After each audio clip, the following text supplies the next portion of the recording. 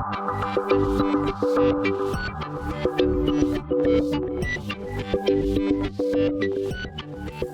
everyone, it's Hus here from Talk Technica and welcome to a new video. Going to try something a little different today. Just going to look at MIUI as an interface and highlight some of the better points of the UI. So without further ado, let's get started. So as I already mentioned, this is MIUI 7 to be specific, and it has a number of highlights that I want to bring up. So the first is the theme store. So Android is notorious, or rather famed, for its ability to theme the UI, and it doesn't do a bad job at all, if I'm honest, but it doesn't do as easy a job as Xiaomi do with the theme store.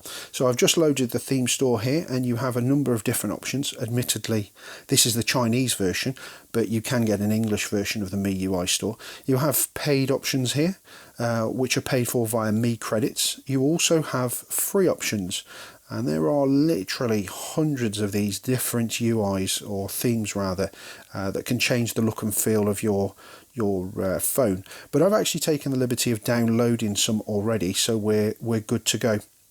And I'm going to select one that's a little bit more sort of adventurous in its appearance. So this one's called Space Time, and we'll just hit the apply button. And away we go. So that's now installed. If I click on home, you'll see immediately the look and feel has changed for the home screen, and you'll also see a message just came up there, which we'll cover in a second, about Mi Space.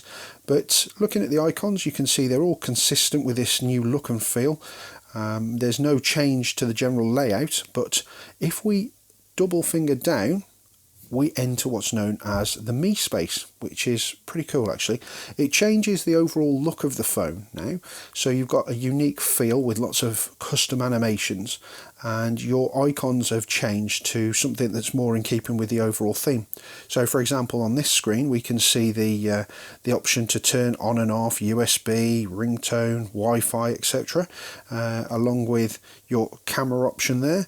We've got a funky little animation in the middle, then your call option below that, which then takes us into the dialer, SMS, and so on. And then on the right hand side we've got our email, our app drawer, and various quick access icons. So if I click on the app, you now have an app drawer, which is actually one of the items that MIUI doesn't have as standard. There's also a player down there on the bottom, which you can probably see. So going back to the standard screen, you press double finger down and we're back to the standard theme. So I'm just going to change this to something that's a little less garish, I guess. Let's just pick something like this, which is an iOS option. So as I say, it's a very simple case of just downloading the themes and then applying them, as I've just done there. So that's the first thing, the theme engine, which is really quite nice. The other thing I wanted to touch upon was this icon here called Security Center. So clicking on this, we basically presented with a number of shortcuts to utilities that are standard on the MIUI 7. The type of things you've got here are the cleaner, which, as the name implies, allows you to clean up the system by deleting files that are problems or have left junk, residual junk. I won't actually do that right now because I have got an app running on this. You've also got your data usage, which speaks for itself, but just to clarify, it will tell you how much data has been used on your SIM. You've got a block list, so those nuisance callers or nuisance SMS messages, you can get them blocked as long as you know what number they are. And again, this is a standard feature. Battery life. So this shows you your battery percentage and also gives you an idea of what's using your battery, along with custom profiles should you choose to change or optimize the battery. You can do so through this screen here. Another one which is quite nice is the virus, and the last one is the permissions manager. So this just allows you to give different permissions to different apps.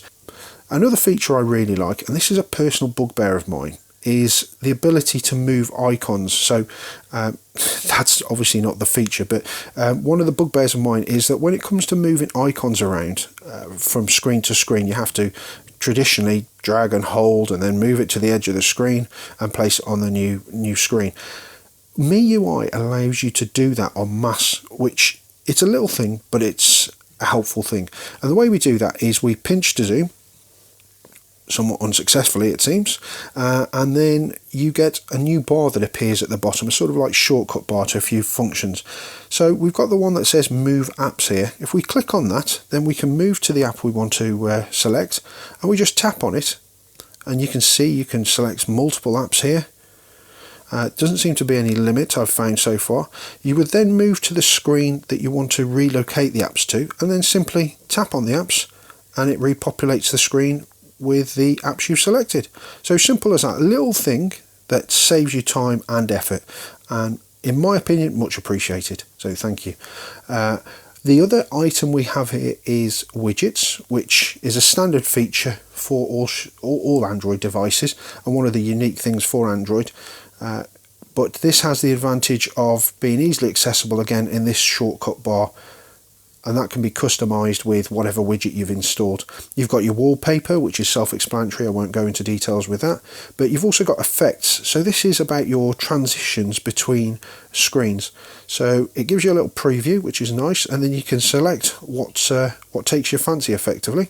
So we'll go for that one, Cascade, in this instance.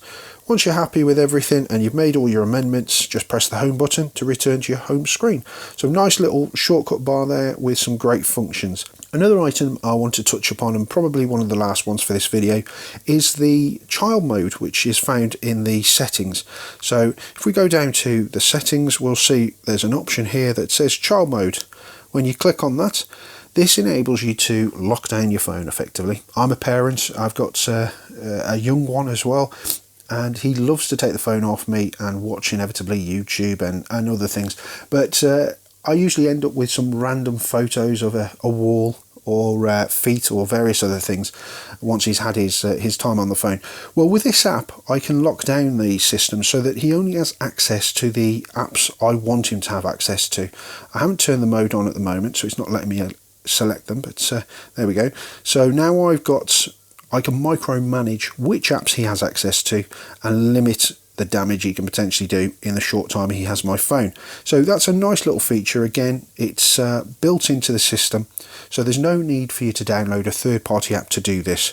And it's very, very simple to set up and then subsequently use. So that's really it. Those are the standout features for me. There are some other features which are really good, but I'm not going to go into too much detail in this video because it's just supposed to be a short one.